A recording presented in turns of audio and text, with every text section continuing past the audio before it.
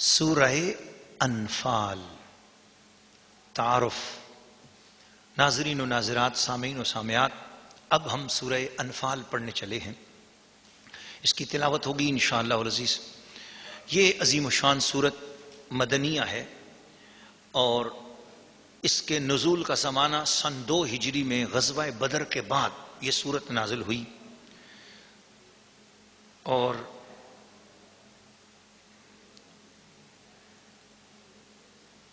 عرب کا قانون یہ تھا، عربیوں کا قانون یہ تھا کہ جب بھی کسی جنگ میں جاتے تھے تو جنگوں کا قانون یہ تھا کہ جو شخص جسے مار ڈالے اس کا سارا مال، اس کی زرہ، اس کی تلوار، اس کی جیب میں پڑی ہوئی نقدی، اس کا اسلحہ اسی شخص کا تھا جس نے اسے قتل کیا ہے۔ یہ طریقہ تھا عرب کی جنگوں میں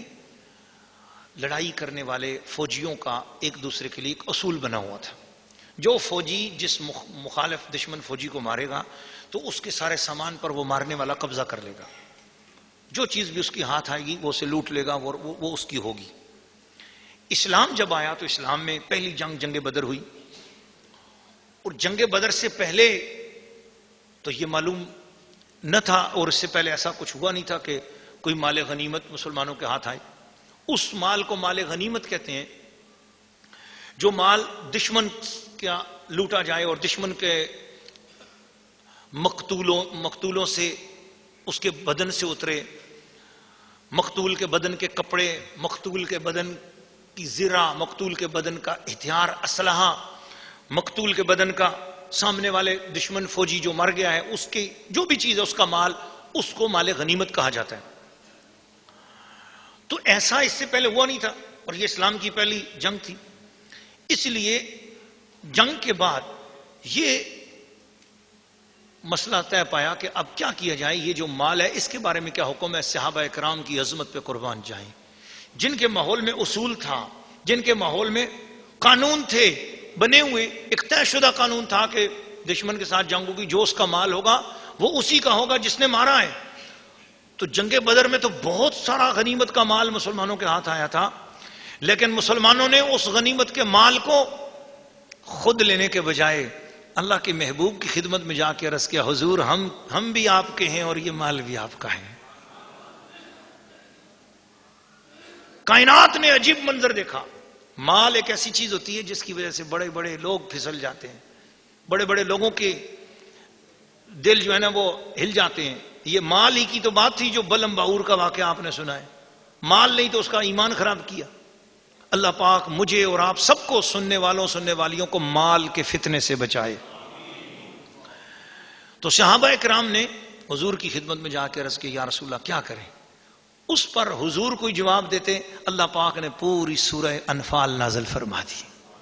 اس کے اندر جنگ کے احوال بھی بیان ہوئے، ان کی نصیحتیں بھی ہوئیں،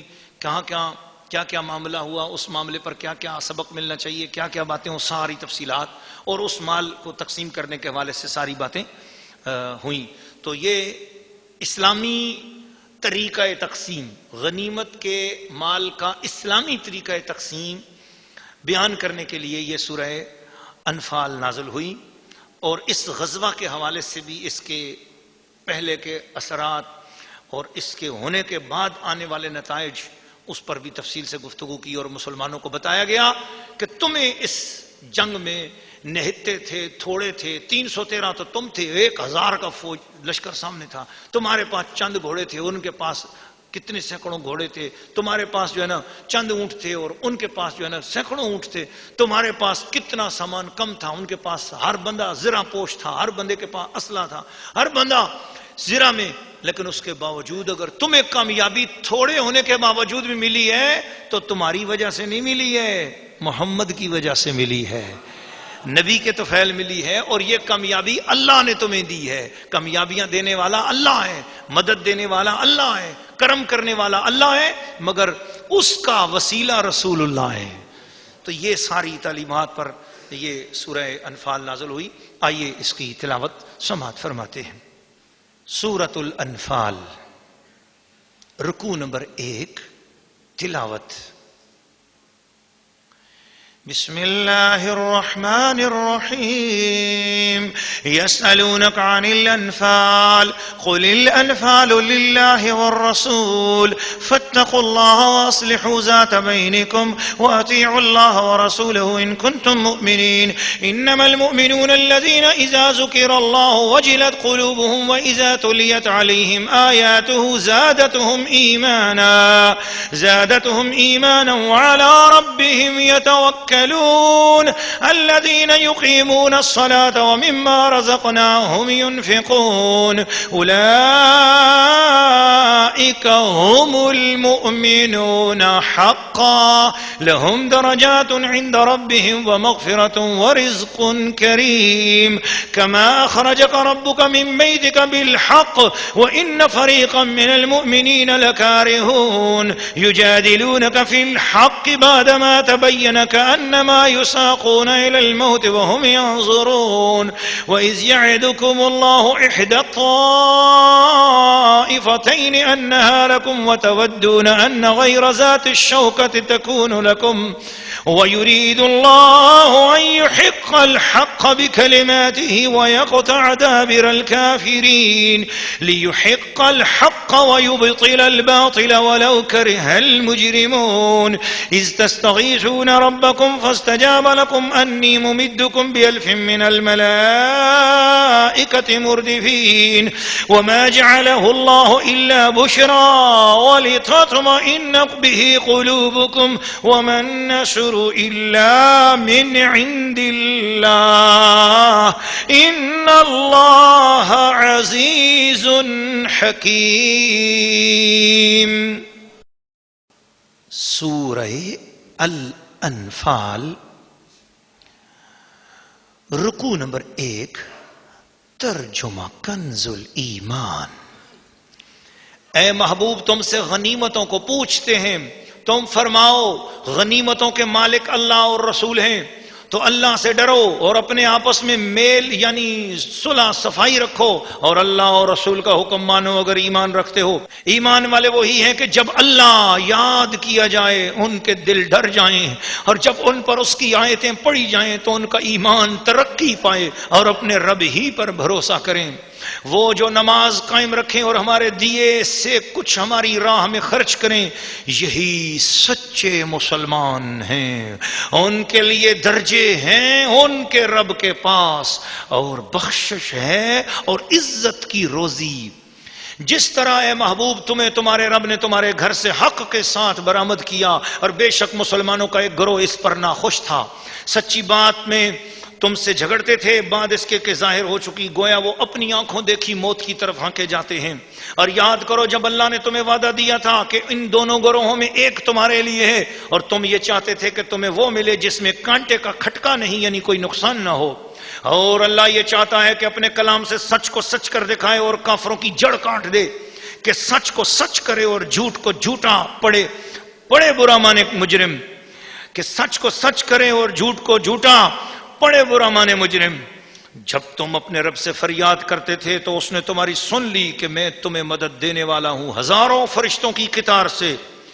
اور یہ تو اللہ نے کیا مگر تمہاری خوشی کو اور اس لیے کہ تمہارے دل چین پائیں، اور مدد نہیں مگر اللہ کی طرف سے. بے شک اللہ غالب حکمت والا ہے. سورہ انفال رکوع نمبر 1 تفسیر. ناظرین و ناظرات، سامعین و سامعات، یہ سورت غزوہ بدر کے بعد نازل ہوئی اور مسلمانوں کو جب غنیمت کے معاملے میں وہ مال جو کافروں کے ساتھ جہاد میں مسلمانوں کے ہاتھ آیا، اس مال کو تقسیم کرنے کے حوالے سے مسلمانوں نے جب اپنا مسئلہ حضور کی خدمت میں عرض کیا. یسألونک کا کلمہ صحابہ کرام کی عظمت بیان کر رہا ہے کہ صحابہ کرام وہ ہیں کہ جنہوں نے مال غنیمت جو کہ عرب کے دستور کے مطابق ان کا بنتا تھا، مگر انہوں نے وہ دستور کے مطابق لینے کے بجائے حضور کی مرضی پوچھی، مرضی حضور کے مطابق لینا چاہا، پوچھا، سرکار کی خدمت میں آئے، آگے سرکار دو عالم نے اپنا اختیار ظاہر کیا اور عرض کیا ان الانفال، حضور جو انفال نفل کی جمع ہے، اور نفل کہتے ہیں وہ فالتو مال، یعنی وہ جو بغیر کمائے مل گیا۔ بغیر کمائے کا مطلب یہ کہ جنگ میں شہید، جنگ میں انہوں نے مسلمان خود شہید ہوئے اور سامنے والوں کو مارا، جب سامنے والوں کو مارا تو اب ان کا جو مال ہے ان کو مل گیا۔ تو اسلام سے پہلے یاد رکھنا، حضور صلی اللہ علیہ وسلم کے دین اسلام سے پہلے جتنے بھی آسمانی مذاہب گزرے ہیں ان میں نہ قربانی کا گوشت بندہ خود کھا سکتا تھا، نہ مال غنیمت جہاد میں جو ملتا تھا وہ لے سکتا تھا۔ جہاد ہوتے تھے اور مال غنیمت جو ہے وہ سارا جمع ہوتا تھا، اور جمع ہونے کے بعد آسمان سے آگ آتی تھی اور اس مال غنیمت کو لے جاتی تھی۔ قربانی کرتے تھے، قربانی کے بعد اس جانور کو، قربانی والے جانور کو چھوڑتے تھے، پیچھے کھڑے ہوتے آسمان سے آگ آتی تھی، اس قربانی کو لے جاتی تھی۔ تو جو قربانی قبول نہ ہوتی تھی اسے کھانے کی اجازت نہیں تھی، جو قبول ہو جاتی تھی وہ آگ لے جاتی تھی، مطلب قربانی کوئی استعمال نہیں کر سکتا تھا۔ حضور کی رحمت ہے، قربانیاں کرو اور خود کھاؤ بھی، مال غنیمت بھی امت کو نصیب ہوا۔ حضور نے فرمایا میری یہ خصوصیت ہے کہ اللہ نے میری امت کے لیے غنیمت کو حلال کیا ہے اور میری امت کے لیے قربانی کو بھی حلال فرمایا ہے۔ قل الانفال للہ والرسول، جواب یہ آیا سنو، جو بھی مال غنیمت ہے وہ صرف اللہ اور اس کے رسول کا ہے۔